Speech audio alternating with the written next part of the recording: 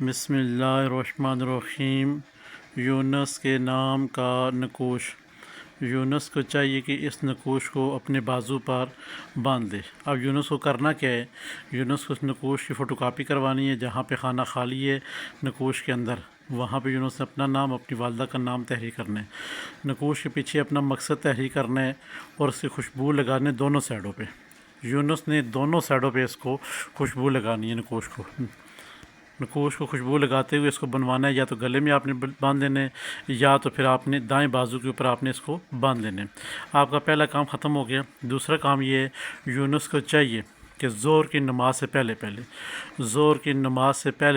313 دفعہ درود پاک پڑھے، 313 دفعہ درود پاک پڑھے اور اس کے اوپر دم کرے۔ دم کرنے کے بعد 4 بار یونس نے اپنی بات دہرانی ہے اس طلسم کے ساتھ، نقوش کے ساتھ، میرا فلاں کام ہے وہ ہو جائے، میرا فلاں کام ہے وہ ہو جائے۔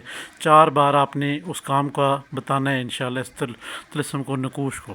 یہ سب باتیں کرنی ہیں آپ نے۔ جیسے آپ نے باتیں کر لی، پڑھائی آپ کی ہوگی درود پاک 313 دفعہ، اس کے اوپر آپ نے پھونک مارنی ہے۔ آپ پھونک مار کے جو بھی آپ کی حاجت ہوگی وہ آپ نے بیان کر دینی ہے 4 مرتبہ۔ اللہ کے حکم سے چاندی کے گھنٹوں میں، چاندی دنوں میں وہ آپ کی حاجت پوری ہو جائے گی۔ یہ یونس کے نام کا ہی نقوش ہے، کوئی اور شخص اس کو استعمال نہیں کر سکتا۔ یونس کے اوپر اگر جادو، جنات، اثرات، نظر بد اور کسی قسم کے مسئلے مسائل ہیں تو وہ بھی انشاءاللہ ختم ہو جائیں گے انشاءاللہ۔ کسی احباب نے اپنے نام کا نقوش بنانا ہے تو کمنٹس میں اپنا نام لکھے، زیادہ مرتبہ 1 2 4 5 6 مرتبہ لکھے، تاکہ آپ کے نام کا سب سے پہلے نقوش بن کے ویڈیو کی صورت میں بسم اللہ الرحمن الرحیم پلیٹ فارم کے اوپر لگ جائے۔